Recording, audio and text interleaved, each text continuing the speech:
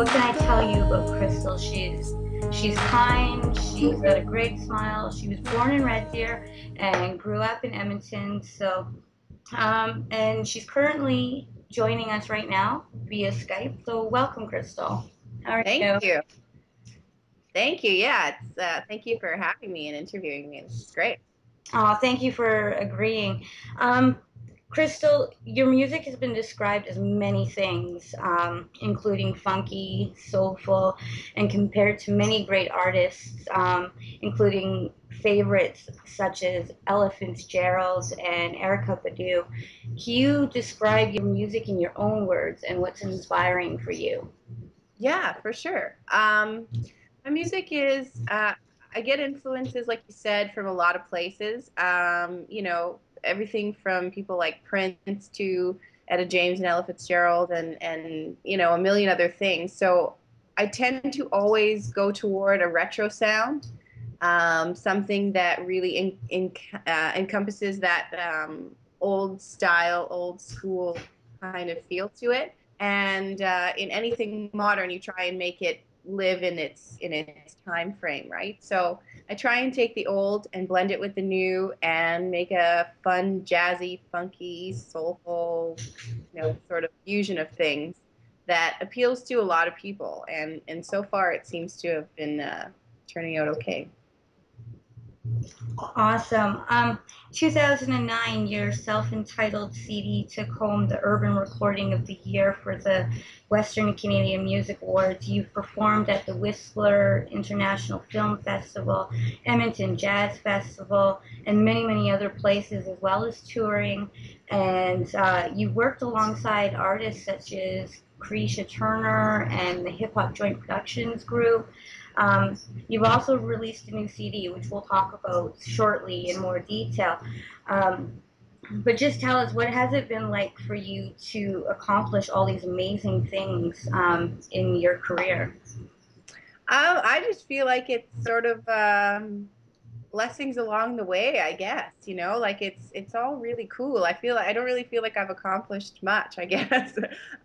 Even though everything is so exciting and so awesome, I just always feel like there's more to do. There's so much more to come, and like I'm reaching for the stars. So, yeah, everything has been such amazing things along the way. And when one little thing happens or another little thing happens, you just kind of live in the moment and really enjoy every little bit that happens. I can't even believe I have two albums. I think it's just bizarre. Like it's so neat. So, as much as I put the work in and go through the motions, you still have to pinch yourself when you say, "Oh my God, this won this," or this, this is happening, or I'm performing here or there. It's just all really cool. So That's great. Well, congratulations to everything that you have accomplished. And recently, in all of this, you've been deemed as one of the leaders of, I guess, a new musical form that papers and media are calling electric soul. What's your definition of that electric soul, and how has it impacted you to be seen as a leader in that? Electro soul to me is a style of music that encompasses, like, I have a soulful vocal. Like, my vocals, can be, they can vary here and there in terms of how I decide to sing a certain style of music. But this whole new genre that's coming out is a very electronic sound, especially for pop and for radio friendly stuff. So, my producer and I, Kaz Mega, decided that we would take what I already had and do a really cool, dancey, fun electronic spin to it. And so we kind of deemed that sound electro soul. And we started the project about 2 years ago. And since then, everybody from the Black Eyed Peas to CeeLo to, Britney Spears even have been coming up with a ton of different sounds that are really similar to it. So I guess we were just riding the same wave that was bound to happen. But yeah, it's just kind of a fun, you know, upbeat, electronic, dancey sort of sound to kind of complement anything that's already going on now. Yeah. I know that's a really long-winded definition. Sorry.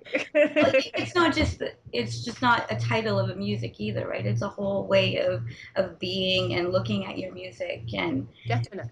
and just relating. I find it. Absolutely. And I mean, anytime that we can get something like a DJ to remix or to kind of add that extra sort of electronic or club type spin, that just adds to the whole sort of vision of the electronic soul kind of a sound. So we have a music video that you've agreed to let us play called "The Talk Show Host," and it's a cover of the original that was created by Radiohead, and you released it almost a year ago now. Yeah.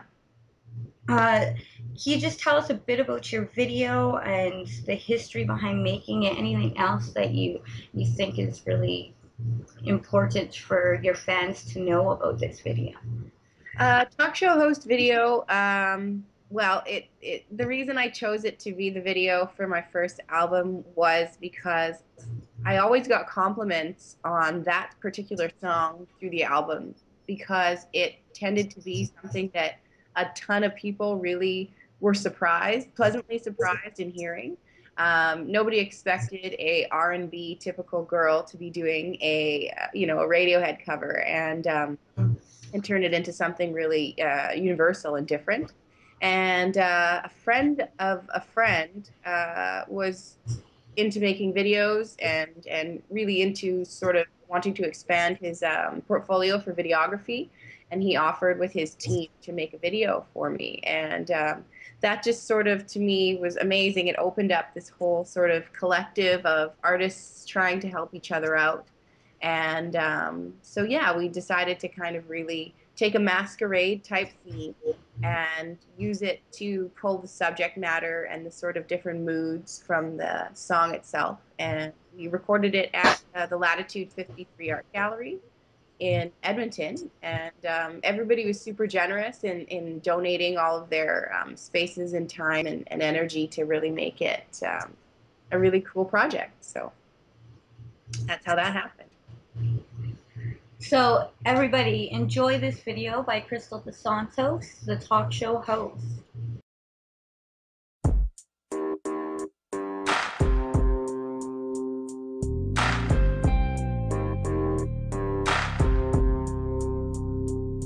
I want to, I want to be someone else or I'll explode. Floating upon